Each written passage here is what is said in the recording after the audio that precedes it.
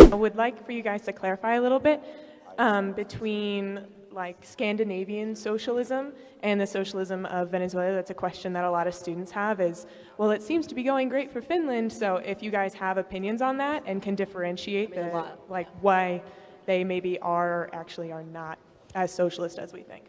Population size of New Jersey? Well, yeah, it's also the World Economic Freedom Index. Finland, Norway, and Sweden are ranked higher than the United States on economic freedom. So if socialists are all for economic freedom, then they're not socialists. Okay, so the Scandinavian states actually have a higher degree of economic freedom than the United States does.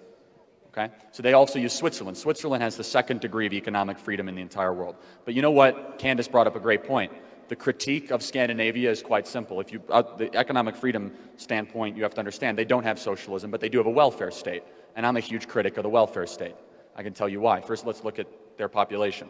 8 million people, rather ethnically homogenous. 97% to 99% all white. They don't let in. So these people that are saying, open the borders, also talk about saying, let's be like Switzerland and Finland. It makes absolutely no sense. They fund their government primarily through fossil fuel exploration. We pay for their army, which we should not. We pay for their military, which we should not. They don't pay anything for their military. Nothing.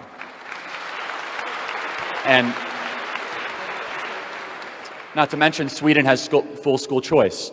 So if a socialist wants to come up here and tell me they love Sweden, then let's sign up for school choice then. In Sweden, you can go to any school, private or public, you get a voucher from the government. That's not what the left in America believes. So if you actually look at the Scandinavian countries, they have very, very pro-free market stances. However, they also have a 60% tax rate for the ultra-rich. I don't want to live in that kind of country.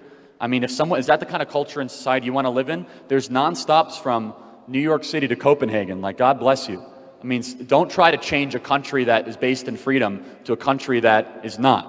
I mean, I have very little sympathy for people that try to come here and erode why people come here in the first place. Because there's other countries that do it quite fine, and guess what? You probably won't get accepted because they have strict immigration policies.